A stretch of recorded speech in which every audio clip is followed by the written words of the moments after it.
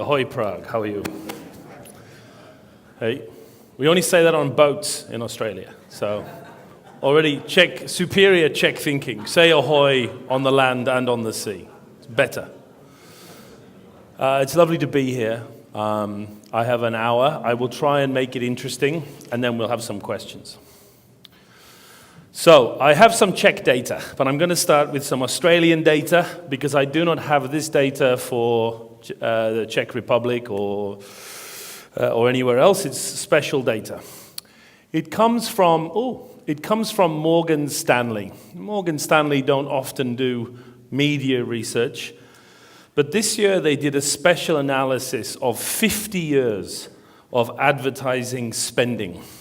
1970 all the way to 2020, so they jump forward a few years, project forward. Half a century of different media spending across what they call internet, what we would call digital, TV, newspaper, magazine, radio, and outdoor. So let me show you Australian advertising spending, 50 years in 2 seconds. Okay, you ready? Here we go.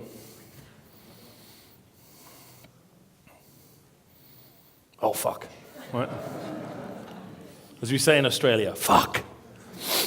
So, there are many things going on here, many things. Let's pull them apart. And I know the experience in this part of the world was different for this part of that century, but I think there is a similar picture here for you as well as everywhere else. So let's pull out some of these stories one at a time. Let's start with what we have to describe as the revolution. The arrival and growth and continued growth of digital media, or as Morgan Stanley call it, internet. And it's astonishing because of the speed of growth. And really there are two main points to look at.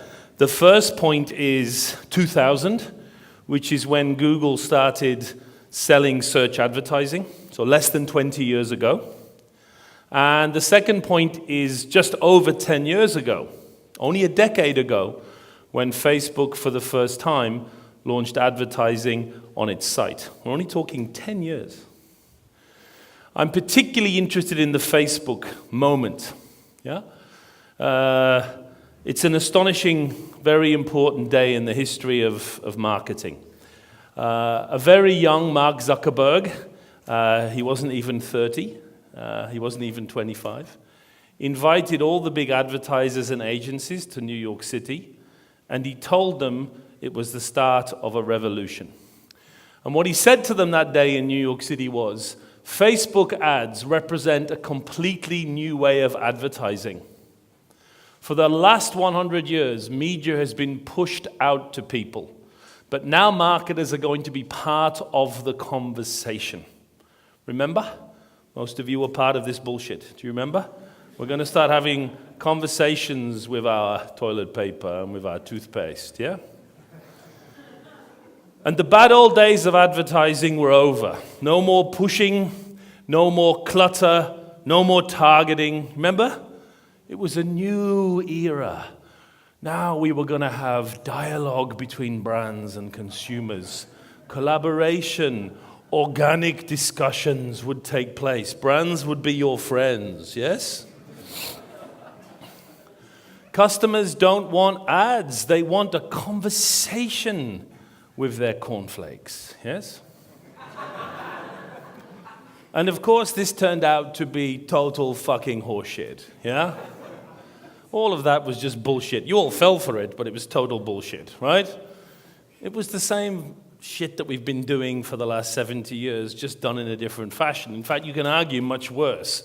More advertising, much more targeting, far more clutter than ever before.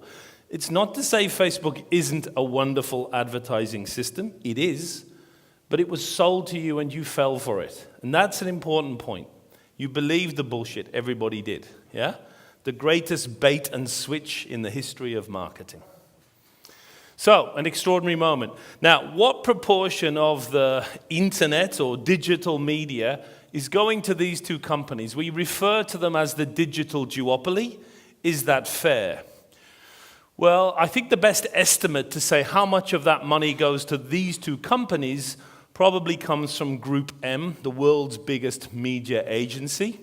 Group M have a good calculation. They take China out of the rest of the global spending because China has its own systems and tools and everything else, and they calculate total global spending minus China. Guess what proportion of that revenue goes to these two companies? The correct answer is 84%. That's a growth in the last 12 months of 186% over the previous year, according to Group M. How is it possible to grow your share by 186%? It's only possible if this keeps getting smaller. It is a duopoly. And there's further evidence of the duopoly. Give me some examples from Prague where Facebook and Google have competed against each other. There aren't any. It's because it's a duopoly. So, the second line we have to talk about is the kind of bad news. If digital media is the start of the revolution, we have to now talk about magazines and newspapers, news media. Is there anyone out there from news media? Hello. Yeah. You know this, but let's go through it anyway. I know it's not going to be fun, but here we go. You ready? Forbes wasn't the only one to go through this, but this is what it was like. I work a lot with journalists. Here's what it's like. Awesome, awesome, awesome, fucked. Okay? So, this is an important point. Most, if not all, of the growth so far for digital media has come from news media. We don't say that. No one's worked that out, but it's true. Look at the chart. Their gain was at news media's loss. It didn't come from everywhere. That's a key point. We'll come back to it. We call this in Australia the come to Jesus slide, because nothing is going to get you on your knees faster than this fucking pink line. Yeah? Now, to be fair to news media, there is not perfectly good news, but some good news. In the late 20th century, most magazines and newspapers, Forbes, the New York Times, were making about 70% of their money from advertising and 30% from subscription. If you look at Forbes, the New York Times, the London Times, all the successful media, that has been totally reversed now. And most successful publishers are making most of their money from subscriptions, most of it increasingly coming from digital. So, look, it's a different world, not quite as bad as it appears. Next, there is some better news. As we said, digital media took most of its benefits from news media.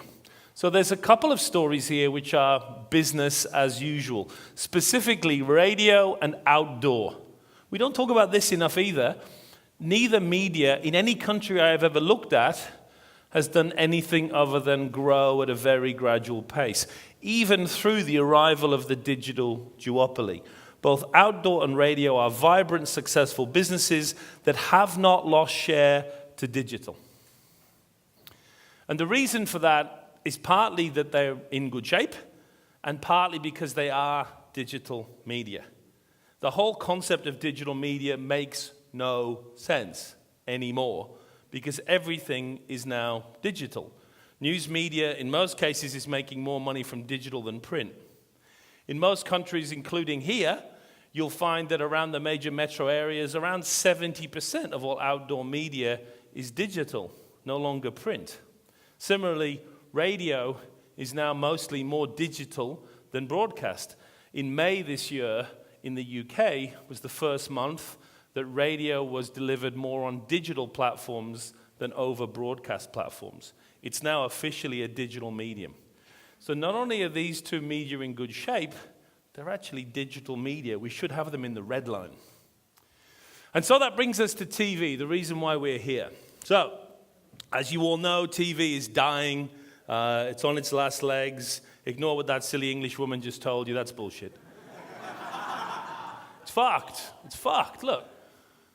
Variety last week. The death of commercial breaks, yeah? Why marketers need to be more creative, because TV ad breaks are over. TV's death by 1,000 streaming apps. The death of linear television, the decline of TV, the TV audiences decline. It's all fucked. So let's have a look at the death of TV. Yeah, here it comes. You ready? It's pretty fucking miserable. Look at that. There it is. Look, see that? It goes there, then it goes there, and then it goes there. What? I mean, it's not growing double digit. There is some growth there. But never in the history of media has there been so much bullshit that has been so diametrically opposed to the truth. TV is not dying, as you'll see throughout my presentation. And yet that has been the myth that has been spread so successfully pretty much everywhere in the world. And one of the reasons it's not dying is if you look across all the major industries, some are spending less on TV. This is US data. Finance is down 18%. But some other industries, motoring, for example, household, are increasing. But of course, this chart mits out the biggest growth industry of all for TV advertising, the group that's spending far more money on TV advertising than any other industry, and is doing so at increasing rates every year. Online digital media, Facebook, Google, Amazon, are spending more as an industry on TV advertising than anyone else. What? If it's so fucking shit and dead, why have they increased their spend by 8%? That's an interesting question, isn't it? It almost looks like TV appears to be a useful medium. If you look at the numbers just from the US, they're spectacular, right? Apple's spending $600 million on TV advertising. It's ridiculous, right? Combined, they spent $800 million in 2016. It's a phenomenal amount of money considering how targeted and free their own digital media would be. So, despite the fact that digital media are using TV, they also see TV as a competitor for one simple reason. And let me give you a glimpse now into the future. Clearly, Amazon, as well as Facebook and Google, must grow dollars and advertising revenues. That's how all of them make most of their money. However, the old days of beating up on news media and magazines are over. Not because news media and magazines are tough or difficult to beat, but there's no fucking money left. Look, there's not enough. They're not worth bothering with anymore. There's only one place where Google and Facebook and Amazon can feed the commercial beast in the 10 years ahead, and it's there. And the war that will play out here and everywhere else is the battle between digital media and TV, and it has to now happen. And one of the reasons it has to happen is another piece of bullshit that we've been talking about at conferences in Prague and elsewhere for a while, is how amazing mobile video is, yeah? And how everyone's going to start looking at fucking video on their phone all the time. Well, that turns out to be total fucking bullshit as well. You still get all this ass, these young actors going, fuck, look at this, right? But the reality is, even stupid advertisers who don't really have a grasp on reality, and we'll get to that point in a second, even they're beginning to slow down how much money they spend on both mobile and desktop video. It's not bad, but it's not particularly good. Mobile is a shitty medium for video advertising. First of all, and this sounds a little point, but it's not, it's a really fucking small screen, yeah? Try watching a whole movie on your phone, yeah? You got to hold the fucking thing, and it's tiny, and the sound shit, and then try watching it with your husband or wife without banging heads. Now, this sounds obvious, right? But nobody pointed this out during the mobile video revolution. It's a crap medium, yeah? The other thing is it's even crapper when you try and do advertising.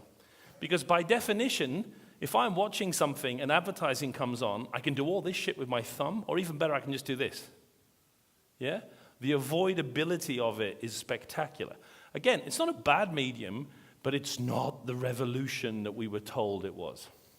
And if you want proof, and I'm sorry, this is a super complicated chart from Australia. What it shows you, though, is all the different ways of consuming video. And if you look down here, there's a little piddly set of lines from the end of last year. And those lines are watching video on a smartphone, watching any video on a desktop, or watching any video on a tablet. They've inched up a little bit, but now they're not going anywhere. People aren't doing it that much. Now, they do it a bit. There's a famous photo from the World Cup this summer from some ballerinas in Moscow during the World Cup when Russia were playing a game. And they all crowded around during their training to watch the end of a World Cup game. This is how mobile video works. It's a small thing. It's an occasional thing. It's the thing you do when you can't get to a TV set because you're on a tube train or you're working or the TV isn't handy. And it has some role to play, but it's small and it's fleeting and it's not the future. However, on this chart, you can see the future and the major challenge for television. And the major challenge for television is there. Other TV screen use. No one really knows what the fuck to call it.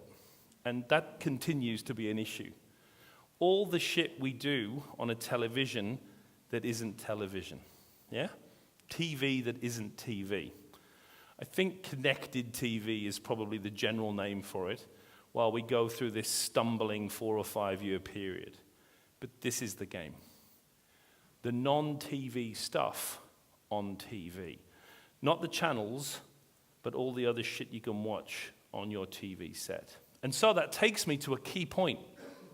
I have seen the future. This is the medium that will define your media spend, advertising strategy, and everything else you're going to think about for the next 10 years. This is the new technology that you must be thinking about. I give you the television. Trust me, I'm not joking. This is the playing field by which brands will win and lose over the next 10 years. But it's not the TV that we currently have, yeah? It's a connected TV with wireless or LAN in the back. And it has a different set of options, not just Netflix, but a whole range of different things, from YouTube across to God knows where, to Apple TV, to terrestrial channels, to everything else. Now, right now, how we access that is what we like to call a clusterfuck, yeah? Try buying a new television, right? It's worse than like 1985, right? There's fucking shit on your screen that you've never heard of that doesn't work. None of it connects. You've got 4 fucking remote controls. It's a mess. It won't be a mess for long. But we're in a place of total chaos at the moment. But that doesn't stop this from being the key point. TV, whatever is on that TV, will be the future of media. The dominant medium for the next decade and beyond. Now, I'm not saying the TV companies win. What I'm saying is that's the playing field. There are clearly multiple competitors that will meet and will battle, and someone will emerge triumphant from this. Clearly, the big digital companies cannot survive if they only win on phone and laptop and tablet. Clearly, they must get on there. Now, they have a problem right now, and the problem is, and I made this word up, so don't worry if you're like, fuck, my English is worse than it used to be. I just, in English, they're like, what the fuck is that word, right? The word I have made up, and I can do that because I'm a professor, I get that. I get a license to make bullshit words up, okay? Televisibility. What does that mean? It means, great, Amazon, you can run a great online retailer, but you can't make TV because it's really fucking hard. Yeah? It's not hard, not if you're a TV company. And we hit a concept that I would encourage you to study. It's a concept called core competence. When I was a very young, very arrogant professor at London Business School 20 years ago, I read a paper by Gary Hamel and C.K. Prahalad in the June edition of the Harvard Business Review. And it was called The Core Competence of a Corporation. And what it said basically in its 12 pages is, Companies are good at some shit, and as a result, they're not as good at other shit. They should work out the shit they're good at, and if they're expected to do shit that they're not good at, they should avoid it or outsource it. So I read this paper as a young, arrogant professor and went, that's a big pile of shit, right? I could fucking write that. My dog could write that. What? Companies are good at some stuff and not good at others. And then I went and worked all over the world, and I found myself in rooms like in Buenos Aires and in Reykjavik and in Paris and in Melbourne, working with a team on a big brand project that often was a failure. And at the end, I would say to my client team, why can't we fucking do this? And they would say to me, we just can't do it. We're just not good at that. And as I got older and fatter and grayer, less arrogant but much richer, I realized, it's important, I realized that the core competence of the corporation is a work of genius. And that's what televisibility means. It means Amazon are fucking good at a lot of stuff. But by definition, it means they're not good at other stuff. And one of the things they're not good at, as it turns out, is making TV shows. Their coverage of the US Open was dog shit, right? That was an actual quote from John McEnroe. They couldn't fucking do it. It's these drunken, pissed up, old TV professionals turn out to be really good at one thing, right? Making TV. And these boys are struggling with it right now. Now, if they get their head around it and they work out how to do it, TV's fucked. But that doesn't mean they'll get their head around it. It just means that's the game. Now, while that game's being played, another game of core competence is also being played. The TV channels have got to do what I'm going to call digitization. And what that means is you've got to fucking work out how to stop being a broadcaster, because it's over, motherfuckers. It's over. Sending TV through the fucking airwaves like it's 1955, not gonna last much longer, yeah? Using a remote control to go through different channels to see what's on, not gonna last much longer. You get a win and you get a loss. And your loss is you're gonna have to work out how to become digital if you're going to defend what was once your own territory, because they're coming to get you, and they're 9 million times bigger than you fuckers. Your challenge is your apps totally fucking suck. I can't say that, but I know that it's shit because you get a 2.8 rating. The good news is that's a better app than this one that gets 2.0. Which is just slightly worse than that one. They're all shared. Now, this isn't a Czech thing, don't get me wrong. All the TV apps in the whole world all fucking suck. Because you can't do that, see? You can make great programs, you can run a TV channel, you're gonna have to learn this pretty good. That's a terrible score given it's your future. Here's how bad it is. You can download Burp and Fart Piano, which turns your phone into a musical tool that makes burp and fart sounds. That gets a fucking 4.0 reading. The Burp and Fart Piano tool that took some kid 3 minutes to create is better than all of Czech TV's attempts to make digital apps. Fix the fucking thing, or these guys will eat you alive. That's the point. I'm not saying you can't win. What I'm saying is the game is on, yeah? And right now you're losing to that. Never mind that, right? Now, having said that, it's a marketing challenge because video here and everywhere else is dominated right now by the TV companies. If you look at the current data, I've used the UK data, but it's not that dissimilar from the data I've seen in the Czech Republic. You'll see that for 2017, this is total video consumption of the average British person, okay? And you've got all forms of video, including porn, cinema, broadcast, DVD, YouTube, Facebook, it's all here, okay? Subscription video on demand, Netflix, etc. It's all here. Trust me, it's all here. If you look at the bit that comes from, at the moment, what we call TV companies, 71% of all video is TV. Yeah? 71%. Now, I know what some of you in the room who are digital muppets are thinking right now. Millennials. Millennials. Millennials, yeah? There's an old joke. I'll tell you my favorite old joke. I made it up, but it's an old joke now. How many marketers does it take to change a light bulb? Millennials. Because the answer to every fucking question in marketing is millennials. They don't exist, they haven't got any money, never mind, millennials. All right, let's talk about millennials. Here they all are on their fucking devices, not watching the TV, right? Except that's fucking bullshit as well. Here's what the millennials do to get their video, okay? They still derive 47% of their total video from television, yeah? Now that's from Barb, that's from ComScore, that's from a giant panel in the United Kingdom. It's not from some bullshit survey created by Wired magazine. Half of millennials' video in 2017 came from a television. It's a fact, imagine that. It's a fact. Now it is less, much less than older, fatter people. Okay, that's fair. It's the same in America. It's got so bad that I have cards made, laminated cards.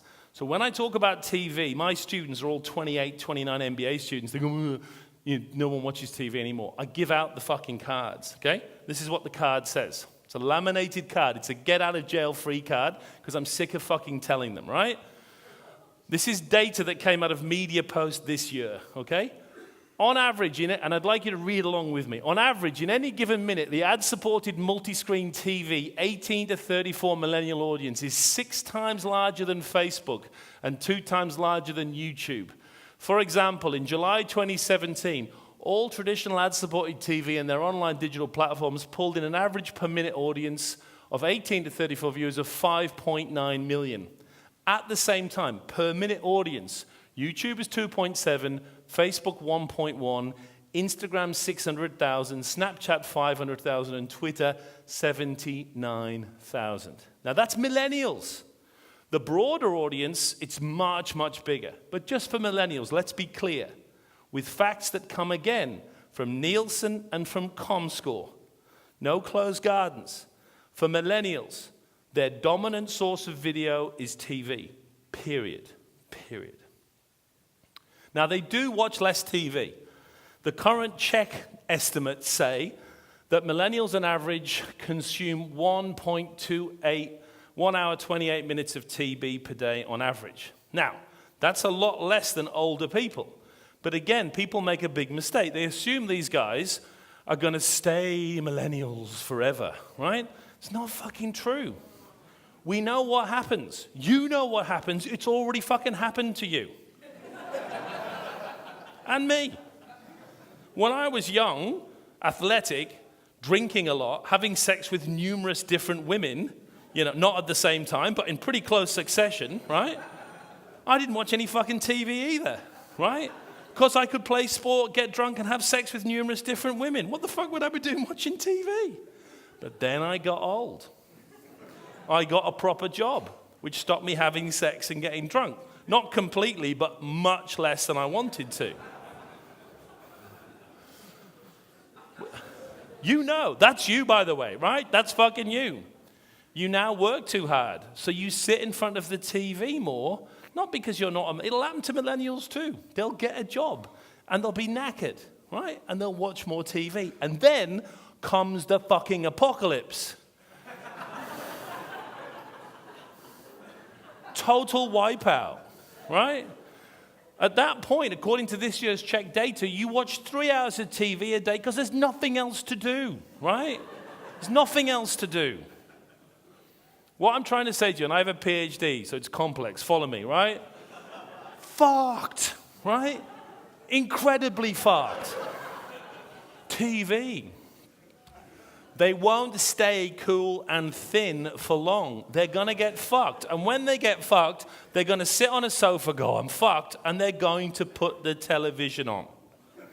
It's not millennials. It's not a fucking revolution. It's called being young. And the sequel is called Getting Older. Now, so far, we've just talked about video. We haven't talked about advertising. Those people, those old people fucked sitting on a TV, yeah? You look at them, and for some reason, no one's made this link. You look at these happy, active, looking at their phones, all talking. That's the last audience you want on earth. Because when you try and get an ad in front of them, a non-welcome piece of content, as I said, they do that, or they do that. You want those old, fucked, exhausted people looking for the remote control and going, oh, fuck it, I'll just sit here, right? You want those people. Because you know what? That's an advertising audience. So I've just talked to you about video. When it comes to the proportion of video advertising that these people see, it's spectacularly higher. For that same group in the UK, 95% of their total video advertising comes from television. Because you know those films on YouTube and shit? Nobody watches the ads. Have you seen the completion rates for Facebook video? I'm sorry, you can't, because they don't really tell you what it is. Yeah, it sucks. It sucks real bad. Even for millennials, 90% in the UK in 2017 of their video advertising, according to Nielsen Comscore, came from TV. 90%. So how is it possible that this shit still gets published? How is it possible you talk to any good marketer and they say, oh, no, we're going after millennials, so we don't do TV? Even though 90% of the video advertising that they encounter comes from TV. It's the greatest fucking swindle in the history of marketing. And we've had some good swindles, but nothing like this. The answer is post-truth. We live in a post-truth world, do we not? Yeah? You can just fucking lie, right? You could lie and get away with it. It's actually in the Oxford Dictionary now. Post-truth, relating to or denoting circumstances in which objective facts are less influential in shaping public opinion than appeals to emotion and personal belief. Millennials don't watch TV ads. Not a fact, the opposite of a fact, but a dominant business philosophy. So let me show you how that plays out. There's a wonderful piece of research done late last year in the UK by Ubiquity for Radio Center. And Ubiquity, as Nicole's already said, are a very advanced independent media analysis firm. They don't work for any particular organization. They are analysts of media. So, first of all, they did something that's always very interesting. They found out what clients want from advertising. Now, there's a couple of ways you could do that. You could ask clients, what do you want from advertising? Turns out that's a shitty way to find out, because clients don't actually know. What you say you want versus your behavioral choices are very poorly correlated. So the way around that in marketing for many years has been to run trade-off analysis, sometimes conjoint, sometimes max diff. Max diff in this case is the superior approach. It's a statistical method where we offer a series of choices. Do you want TV and radio, or do you want radio and digital display? And after clients start making lots of trade-offs, you're able to work out what their preferences are and what their perceptions are of the different media. So, from a representative sample of British marketers and agencies, and I have similar data for Australia, this is what's important to clients. Top of the list, so this is an index score. So the average attribute scored 100. This is 2.5 times more valuable than that. Targets the right people in the right place at the right time. It's got to be there, right? It's super important. Next to it, increases campaign ROI, ROMI, return on marketing investment. Next, triggers a positive emotional response. Nicole's already talked about it a little bit, but it gets your emotional juices flowing. Oh, where the fuck did that go? Next, increases brand salience, mental availability, gets the brand into your immediate consciousness of existence. And finally, maximizes campaign reach, gives me a broad reach of the market across everyone in the category. They were the top 5. Interestingly, less important, the lower 7, Ads are noticed, lower cost, campaign frequency, brand safety, short-term sales response, third-party measurement and production cost. But essentially what Ubiquity did was they weighted the scores for each of the main media against these, so gave them a weighted score. And this is what they found.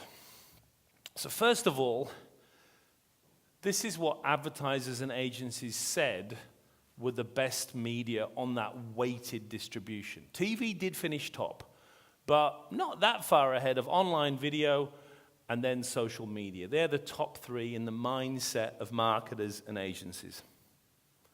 Now, Ubiquity then did a massive third-party study of all the research that's been done over the last 10 years, only the last 10 years, to look at what's the performance of these media on these 12 attributes weighted based on third-party research. And this is what they discovered. So if this is perception, this is reality. TV was again top, then radio, then newspapers, then magazines, then out of home. So now we begin to spot some brands that have succeeded in pushing their perceived performance and some brands that have failed. The winners, if it looks at perceptions, are online video, which is perceived to be the second best tool, according to advertisers and agencies, when in fact it's the second to worst. And social media, third best in perceptions, seventh best in actual performance. And then the losers, radio, actually second, newspapers, again, underestimated these days, believe it or not, magazines. And so we glimpse again this difference between reality and perception. And an interesting question for marketers like you is, who's the winner here? I would argue it's these guys. And even TV. TV has a small win versus the other brands here. It has a giant win versus most of them down here. So, how do we explain this? It was a question from an excellent question from one of the people in the room at the last session. You know, how do we explain so much money being channeled into digital if the performance is so shit? So let me answer it for you with data. I know exactly the reason. Last year in Australia, and there's a similar study being done in the UK with similar results, Think TV looked at a representative sample of consumers, who they termed normal people, and then a representative sample of advertising and marketing people, which they termed Adland. Now, then they looked at the proportion of Adland people who use on a regular basis, I think it was every week, the different social media applications. And this data shouldn't surprise you because it's basically the Australian version of you. About half of them regularly use Twitter, about half are on Snapchat, 80% on Instagram, 86% use YouTube, and 96% are on Facebook. And then they asked a representative sample of Australian consumers. And the results were different. Only 13% regularly used Twitter.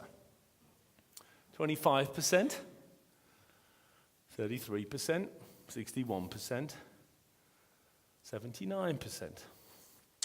Now, there's not a problem here in the sense that it's not a problem that you guys use Twitter more than 3 times, almost 4 times more than regular people. You weren't recruited to be like the customers you target. The problem is this. When they asked the marketing and advertising people to estimate how many general consumers are on Twitter, the estimate was 53%. That's a fucking problem. The problem is marketers who don't know what the fuck they're doing. The first law of marketing, market orientation, you are not the consumer. You are not the consumer. Literally, I teach a mini MBA in marketing, an online course. One of my students is here today. The first class, the first of the 12 lectures, is market orientation. Your brand, you don't know anything about your brand because you produce it, you manufacture it. You have no idea about the price or the packaging, the advertising. You make the thing. Your opinion's worthless. The first law of marketing, only the consumer knows. The first law of marketing is your behavior is not representative of the market. You want an answer? Why everyone's spending so much money on digital marketing? Because they think they are like the market and they're not. And it repeats, and it repeats, and it repeats, and it repeats. We think we're the consumer. I don't watch any TV anymore. Well, that's awesome. You are totally unfucking representative of the whole of the Czech market. You're a sample of one, for fuck's sake, yeah? You don't live in the country, you have a marketing role, you're probably single, you have a professional job. You're not a data point. You're the opposite of a data point, yeah? Look at the data. The data is here. If you look at it, it is talking to you. So, what do we do about this to the clients in the room? I am a marketing professor for most of my, well, not most of my time, about a third of my time. I teach MBA students. The other 2/3 of the time, I go and work for very large brands, usually for the CMO, working with them on brand strategy. My main area is not media, but we brush up against it with many of the clients that I work with. What do I advise them to do, and what would I advise you to do? Let's talk about that. So, what's the path ahead? I'm not saying here, and I get misquoted all the time, digital media is pointless. I'm not saying Facebook advertising doesn't work. I'm certainly not saying search doesn't work. These are fine tools. They are overstated in your mind for importance, and you are over-investing in them, but they do have a significant role to play. But what is the way out of this morass, and what's the right plan for your brands in 2019? So, let me tell you a little story. So, I am a traditionalist when it comes to marketing. When I train my MBAs, when I work with my clients, I believe we're in the perfect place for this, the holy trinity of marketing. You segment your market, you choose your target segments, and then you position to them. And I've been doing this for 20 years, not because it's a dogma, because it makes my clients extraordinarily large amounts of money. That's why we do it. That's why marketing's here, because we make fuckloads of cash for the companies that do marketing properly. And this works for me. But more and more over the last 2 or 3 years, I've run into exceptions.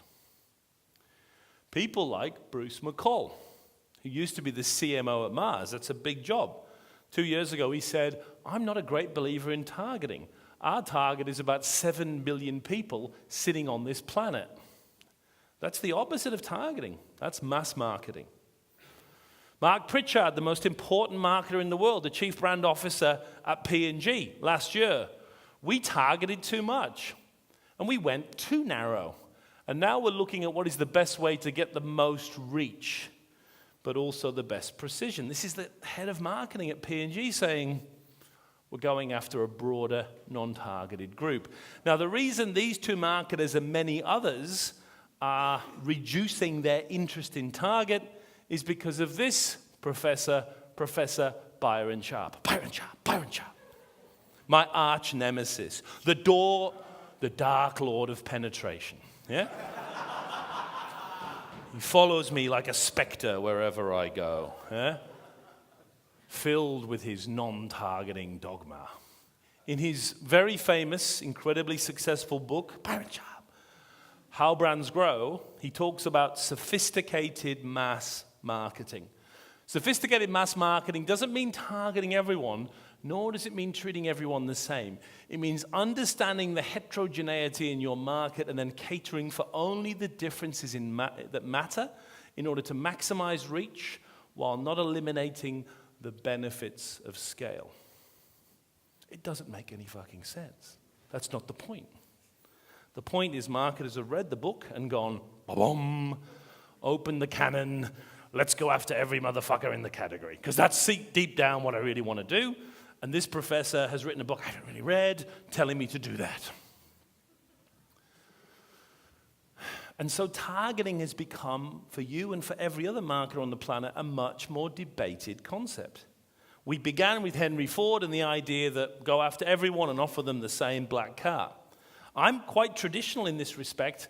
I believe in segmentation and I believe in targeting. And I'm pretty traditional. You can go much further and do the kind of stuff that Facebook now allow us to do, which is incredibly granular and incredibly powerful because we can target much, much, much more precisely, and that's a great thing. But Professor Sharp has arrived, and he's dragging many marketers, probably many of you, back towards the idea of everybody in the category, target everyone. And so, exactly a year ago, Professor Sharp and myself had a debate.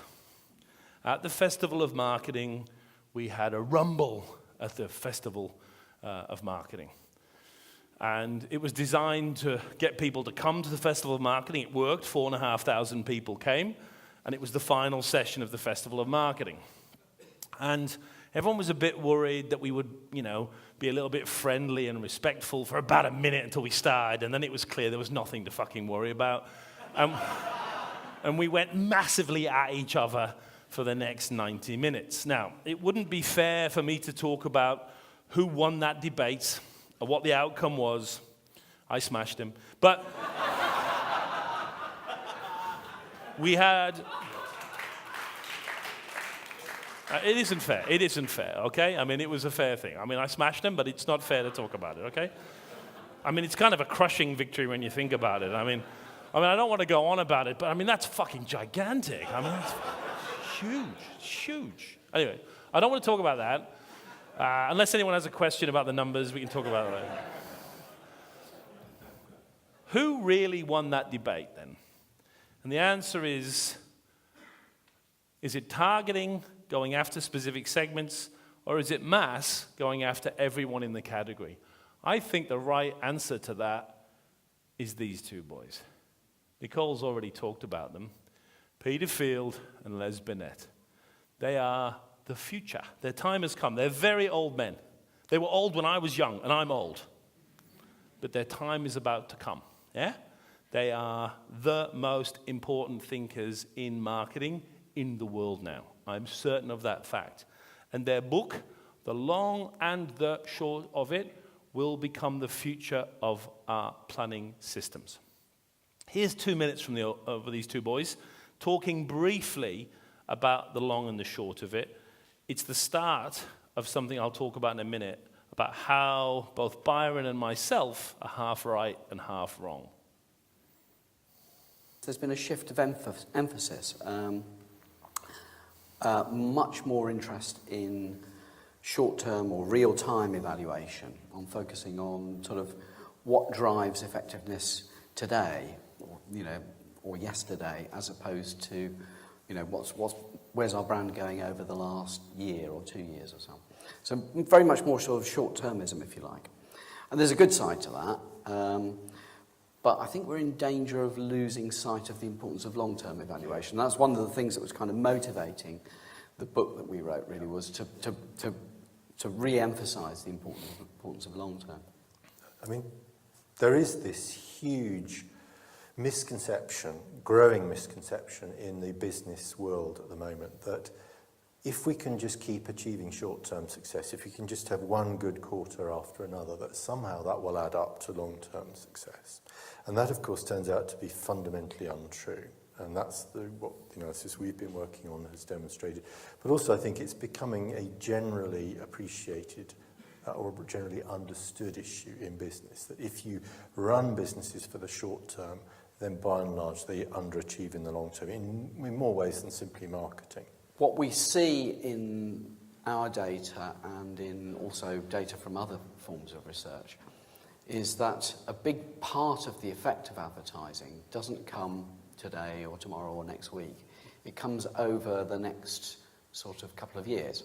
And in fact, with some media, like for example TV, I think it's fairly well established that about half of the payback comes in year 2 and beyond. So anybody who is only focusing on short-term results is missing half of the payback. So why is that relevant for us? This is the most famous chart in marketing. If you haven't seen this yet, you're going to see it 1,000 times over the next 5 years. Field and Binet have looked at thousands of case studies where they've looked at investment versus return.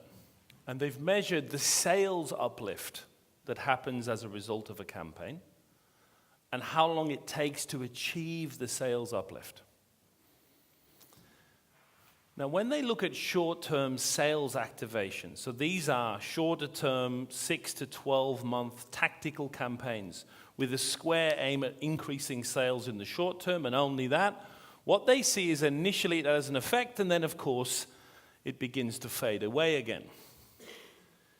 When they look at longer-term brand building, less short-term sales activated work to build the brand and brand equity, what they see is gradual improvement in brand perceptions, lowering price sensitivity, and it builds.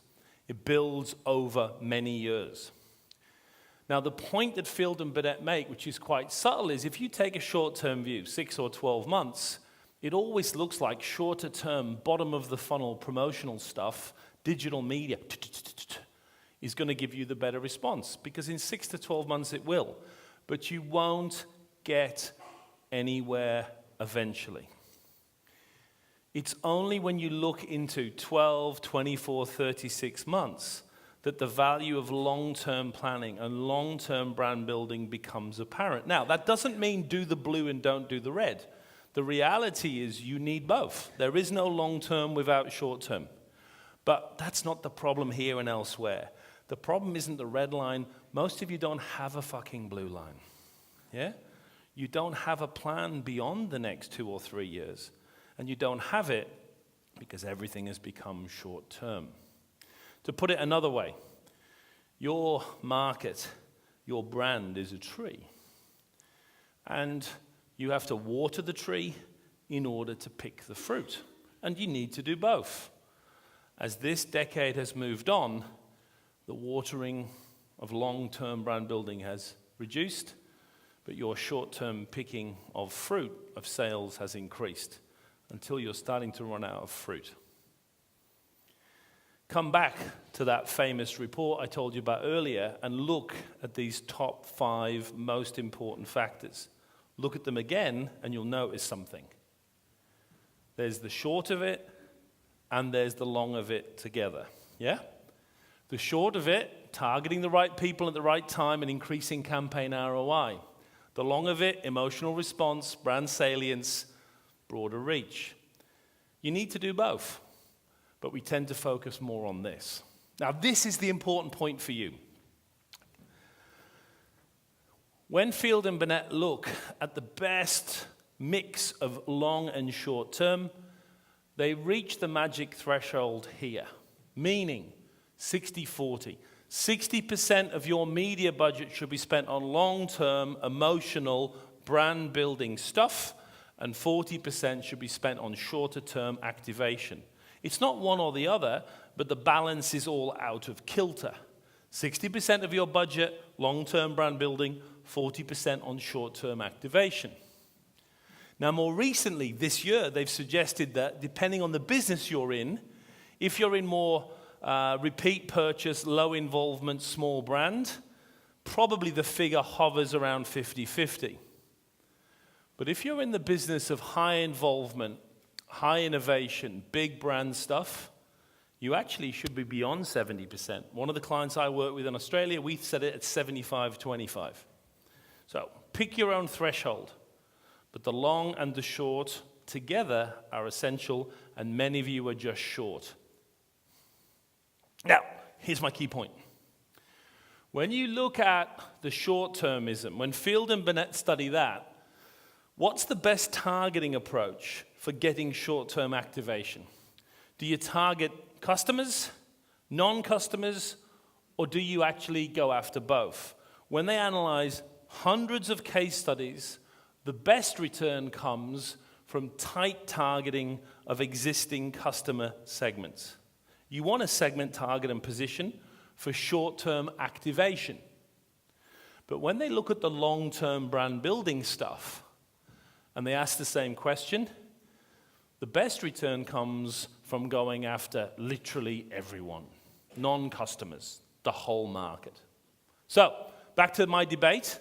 We were both wrong and we were both right. In fact, you could say that I was approximately 40% right. Yeah? More granular segments, very targeted and activated stuff, product-based communication, probably leading with digital comms because it is more targeted. That's a big advantage. And each year you might change and learn and alter your targets. Meanwhile, Byron is 60% right. Longer term, mass marketing, go after everyone in the category, broader reach, doing it for more than 1 year. The same brand campaign for 2, 3, 4, 5 years will yield the best ultimate impact. And so, why does this make sense for TV? Because TV is perfect for this. Because without it, you can't really do this. Look at the reach you get in the Czech Republic from TV. Run one ad today and you'll reach 71% of the population. By the end of the week, you'll reach 90%. By the end of the month, you'll reach pretty much everyone except the 4 lunatics that don't have a television set. Yeah? No one can compete with TV for reach. You want that reach if you're going to build your brand over the long term. You also need emotion. The best tool, the best medium for emotion, TV. According to ThinkBox, 58% of customers regard TV as the medium that provides the most emotional response.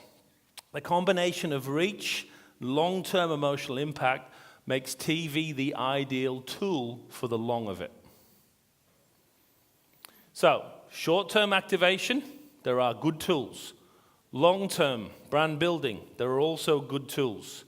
But TV sits there as the king or queen of that brand building mission. Now, having said all that, before I finish, this is kind of a bullshit slide. Because it's going like, this is good and that's good. That's all fucking bullshit, right? All of this like, this is better than that. What a lot of bollocks, right? That runs against everything we know about media and your campaigns.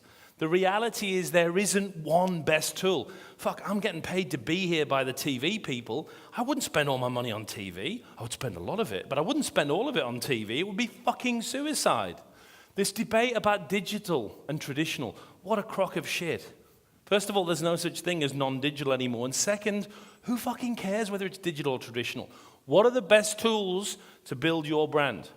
And you know what the answer is when it comes to the best tool? The best tool is more than one tool. These are some of my favorite marketers, and they've all been asked equally important questions. Kieran Hannon from Belkin was asked a really stupid question. Have we reached a point yet where advertisers and marketers think digital first and traditional second? If not, why not? Hannon said, my New Year's resolution for 2016 is to ban the notion of digital and traditional being separate elements. They're not. It's all marketing. Roel de Vries, the CMO at Nissan, everything is digital. We should not separate, we should integrate. They're all just fucking tools, man. Stefan Berube, the new CMO at L'Oreal. I don't believe we have an online and offline customer. Marketing needs to move from having digital priorities. We need to stop talking about what is the digital strategy. I'm making a big point of this in the culture at L'Oreal.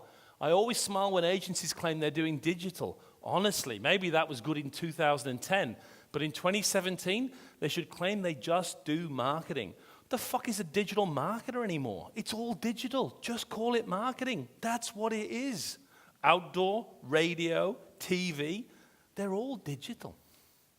So, look at the evidence. There's no doubt the most successful advertisement in the UK for this year is KFC. As you may have read, KFC had a problem earlier in the year. They hired a new distributor, and that new distributor couldn't deliver chickens, right? That's a fucking problem. KFC had no chickens. They had very little sweet corn, and that was it to sell. And you got lots of British people that really shouldn't eat any more fried chicken complaining that they wanted more fried chicken. And so the CMO of KFC did something very smart. She ran an ad which basically said, fuck, right? We fucked up. And within literally a day, she turned that crisis into a positive with print ads, full-page print ads in all the national dailies. So if you were stupid, you'd go, print ads are the best medium. But the print ads were only seen by about 12% of the British population. But those print ads were photographed and referred to across social media. It was the combination of the authority of print and then the media prevalence of social media that made KFC's campaign so successful. Same story in America. There's no doubt what will be the most successful campaign of the year in America. The Colin Kaepernick campaign for Nike. It started with outdoor, then to a very famous TV ad. That led to a whole series of social media responses, both pro and con, and then it was picked up by the media and talked about incessantly for 2 weeks. Synergies between outdoor, TV, social, news media. This is the answer to what is the best communication tool. They all are. This is the missing formula we've lost in the last 10 years. While idiots from Facebook and idiots from TV have stood on stages and gone, we're the best, no, we're the best, no, we're the best, no, we're the best. There isn't a best. The secret formula for all marketing communications planning is this. A times B is always greater than 2A or 2B. Always. It doesn't matter what you throw into this formula. Maybe it's TV ads and digital video. My point is, spend all your money on TV or spend all your money on digital. You'll always get a better response if you do a bit of TV and a bit of digital together. Shave 10, 15, or 20% of your budget from one channel and put it on another. The synergy will give you a better response. Again and again and again. There is no best tool. The interaction effect of multiple tools is the way to build a great campaign. And it doesn't matter what you compare it with. Could be search with digital video. Interaction always works. Here's some proof. I work a little bit with the Effies, the Effectiveness Awards. In Australia, we have about 50,000 big campaigns a year. In total, about 200 submit a really successful campaign for an Effie. 54 are awarded. 15 get bronze. 22 got silver this year. 6 got a gold, and there's only 1 grand Effie. Look at how many channels were used in the prize winners. It's always the same. For the bronze campaigns, on average, 4 channels. Let's say that's TV, radio, Facebook, and search. For the silver campaigns, 6 channels. For the gold campaigns, 7. The Grand Effie had 12. The correlation is straightforward. Here's the best bit of data I've ever seen to prove that. This is an analysis of 3,000 campaigns done by Research Analytics. 29% of campaigns they analyzed only used one platform. That's just TV, or just Facebook, or just radio. The minute you use 2 campaigns and you control for budget, you get a 19% increase in ROI. If you add a 3rd channel, whatever it might be, it jumps to 23% over 1 channel. A 4th channel, it jumps to 31%. A 5th channel jumps to 35%. Here's the answer that you've been looking for about what's the best media tool. They all are. Bring them together around positioning, integrate them correctly. You will get a better impact next year and the year after. Some tools play better than others. If you add radio, we see a 17% increase in the synergy effect on the overall impact of your campaign. Outdoor jumps to 20%. Unfortunately, the best tool of all in terms of driving synergies, though, is TV. It broadcasts everything. It links everything together. So let me show you finally how this might practically work. One of the clients I work for is an amazing bank called Westpac. They're one of Australia's top 3 banks, very big. And I work with an astonishing team there where we've been applying the principles of Binet and Field to our work. We have long and short. I can't tell you the ratio, but it's an appropriate ratio. For the short-term stuff, we do all the stuff we're talking about. We do digital display. We do very targeted product-based stuff. If you're on Expedia and you're in our target segment, for example, we're going to advertise one of our specific credit cards directly at you. Product-based, click here, sales activation campaign. Short-term, bottom-of-funnel stuff. But that's the minority of our spend these days. It used to be a lot more. We spend a significant proportion of our budget on non-targeted, TV-based, emotional campaigns that try and reach everyone and communicate our position, which is we like to help Australians to everyone. Here's our latest TV ad, fresh off the press. Here's what we do for the long of it. There is always someone for each of us, they say.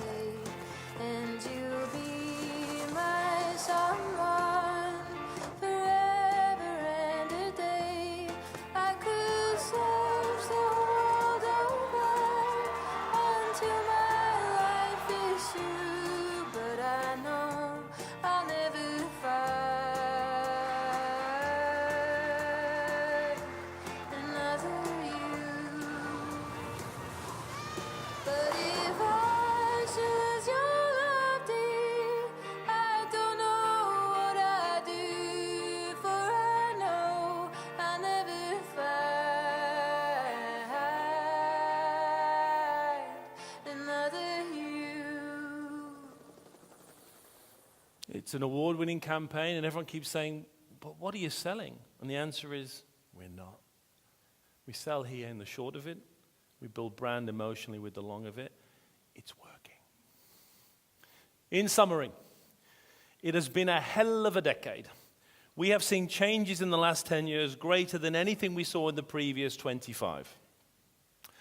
I believe advertisers have a significant personal bias towards digital media. That does not mean that these are not good tools, and it does not mean that we should not invest in them, but we are over-indexed in them at the moment. TV remains not only not dead, but the dominant medium for those that can afford it and will add it to their mix. But what we watch on that TV in the 10 years to come in these houses around Prague will be very different from what we've watched in the 10 years in the past. There is a war coming. The television set will be more important than ever, but who is on that set is yet to be decided. The power of integration has been forgotten in all these wars between radio and TV and Facebook and Google. The answer to, do I want digital, is yes. Do I want traditional, is yes. Mix and blend them together. The long and the short of it, however, teaches us the balance of that blend. You need more long than short because the long will give you better short. You might need 60 or 70% of your budget on longer term, non-targeted, emotional fare, using TV and outdoor as the main media. That's what all the data tells you you should do. The role of TV to drive the long of it is unrivaled because of reach and emotional connection. It is the long-term brand builder that you need.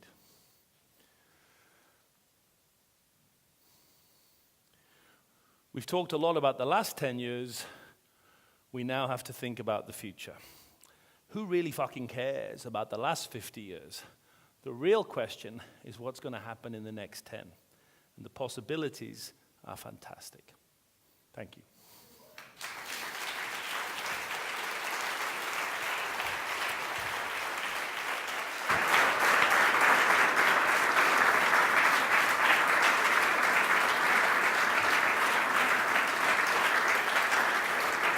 Oh yeah, I promised you a rock star and you got a rock star, Mark Ritson. We have a time for questions. Maybe first question, what stimulates you before every presentation? In other words, what drugs do you have? I wanted two. No, the answer is, it's a really good question. When you teach, it's less interesting than this because you're teaching the same thing. But you can think of it as what you say, yeah? And I talk for 1 hour. Or you can add up 140 people, multiply it by an hour, and you get to about 3.5 weeks. It's 3.5 weeks of very important people's attention here. So you don't want to blow the chance of all that time of, of value of people's brain cells. You've all come here. If it was shit, I would be heartbroken, So you have to work your hardest to make it good, because otherwise it's a blown opportunity to help people. So It was not. It was okay, brilliant. Thank you. So questions? Shy or what? Nicole got loads, in fact. There's a method called popcorn. You just wait very long. Yeah, that was the first one, yeah. There's a lady there, madam. The lady there. Just wait for the microphone. Thank you. So Lenka from Zenit, Slovakia. I just wanted to ask, you were speaking about connected television and you were not very specific about the future, but do you think it's going to be like a marketplace where we're going to, you know what I want to say? It's a great question. Is it the future of the TV as you meant it? I'm so certain, but I'm so uncertain, right? So your question is a great one. It's definitely the future, but what that future looks like, I still think we're a long way from working it out. It'll happen quickly, perhaps. But I think, even just thinking that the TV is the dominant source of advertising for the next 10 years is a thought that we haven't really had for long. We've become obsessed with, smaller screens. But you're absolutely right. I am completely uncertain as to what that looks like. I know now when you buy a new Sony or Samsung, right, it's just chaos, all these apps and shit, and it's, you know, it's the worst TV experience of the last 30 years. So it will get fixed quickly, but who fixes it? I'm old enough to remember Apple arriving and killing Nokia and Ericsson, yeah? And it happened relatively quickly, and it seems so obvious now, but it wasn't obvious back then. When I was working for Ericsson at the time in Stockholm. So in the same way, on our list there is someone that will take everything, but we don't know who. Okay. My personal take on it is there's no way the Czech TV stations can win unless you quickly become part of an international federation. Of that I'm certain. You face, the competition is different. In the old days, Czech TV stations would fight with Czech news media and Czech outdoor companies for advertising, yeah? But your competitor has changed, man. He's a giant American multinational corporation. Now, it doesn't mean the TV companies could or should merge, but it means that if you don't partner up with a global television confederation of some kind that builds an app for everyone, there is no way to win. That's the one thing I'm certain of, and that's the game, right? You must have an app which is so simple and beautiful, you beat Amazon and Facebook and YouTube, and you become the dominant technology. I think that's the big game, but who wins it and how it plays, I don't know. It's going to be interesting, yeah? Really interesting. Mm-hmm. You said that, no, another question just beside the lady. Steffen Seemann from Chibo, Czech Republic and Slovakia. Mark, what do you think about multi-screen measurement as a regular weekly tool for us marketers really to understand what you're saying, and what are the barriers is not existing? It's, again, a good question. We seem to have been talking about it for 5 years or more, and we're not getting anywhere. It's not becoming any clearer, I think, for anyone, and it's not just in Slovakia or in Czech Republic that we're struggling. Everywhere we have the same dearth of information. It's partly because it's difficult, but it's mostly because the big digital companies will not share. You know, I understand why they won't share, but it's going to be impossible for us as they take more and more minutes to work out what it really looks like. But I think Nielsen were going at it for a while, and then they just seem to have stepped away from it. It just seems too hard. The one thing I think we have to do is publish a pie chart, a simple pie chart, in whatever your main Czech or Slovak newspaper is, just naming the typical month of viewing. So everyone can understand with best estimates, how are people seeing? Because right now, the perception of marketers is so different from reality. I mean, I'm not exaggerating. If you talk to a marketer late 20s and you say, what's the dominant source of video or advertising for millennials? TV comes 4th or 5th. They believe the propaganda. So I think we have to find a way of doing it, but we've been trying, even in America. They don't have the data, you know? It's proving very difficult, and Nielsen almost got there, and then 2 years ago they were talking about it, they backed away. I think without Google and Facebook's help, we won't be able to get there. So 2 more questions. I can promise you that you will have the chance to talk to Mark afterwards. Hello, Mark. My name is Stanka. I'm coming from Nestlé. I'm from FMCG, and I would be interesting. What do you think about brand building without, if your budget is not enough, having a TV? Yeah, I think it's a legitimate concern. And so when we talk about the right media, I think there are maybe 4 factors to consider. The first one is just budget. If you don't have the budget to achieve effective scale and reach, clearly some media are out. Then there's the target segment and what they do. Then there's your positioning. Finally, there's your objective. You know, are we building brand? Are we driving awareness? These are the factors that go into it, as you know. But my only pushback, respectfully, is at Nestlé. In other countries, I know sometimes for smaller Nestlé brands, you don't have the budget. But I think in the Czech Republic, where you could spend, you know, in a music, and your music channel, like it's about $500 for a 30-second TV set. Maximum is 5,000, right? In fact, when I looked at the CPM data yesterday, I think TV is cheaper than digital, yeah? CPM cost. So I'm with you if you're too small, but I don't think you are. I think you're big. I think you're big enough for TV, you know? Your CPM is great here, right? There are other countries, to be fair. UK is a good example where CPM is prohibitive for some companies. I think one of the joys of being here is it's not. You'd be crazy not to do it when CPM is delivering such good value, in my opinion. But it's your call. And don't forget about the print. Any other questions? So the last one is there. Yeah.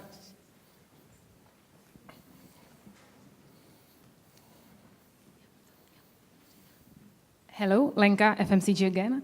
I have a question about creatives of the long term and short term, because you show the example of Nike, which is very consistent in the creative for both. Yeah. But in the same time, you showed the Australian example, which was very different for long term brand building and the short term. So, what is the connection between these two? It's a very good question again. It's new stuff, and I would tell you there's 3 big clients that we've been doing this for at least a year.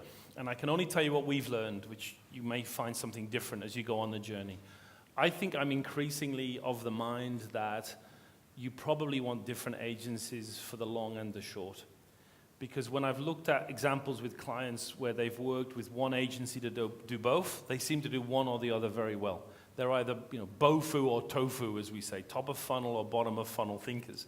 So I think one of the intricacies of this as we develop it is probably looking for a tofu agency that gets big emotional TV, and not always, but usually a smaller, more nimble, more digital player that's able to do targeted programmatic advertising that's more product-based and is more about targeting than creative. I think at the top of the funnel, long of it level, without good creative, as you see, it's still not going to work. I think bottom of the funnel, you still want good creative, but it's much more product-based, and targeting is half the battle. So I think the best answer I've seen so far, and it's new, is probably different agencies who have different skills working together, and you split your budget, you brief them separately, and one of them is on a much longer-term brand building set of KPIs, and one of them is on shorter-term ROMI objectives. And I think that looks to me like the way to go so far. So that was the last question before we have a short coffee break. Mark Ritson, and you will be here to answer the questions. Oh, absolutely. outside. Yeah. And for cigarettes, if anyone has them. Okay. Mark Ritson.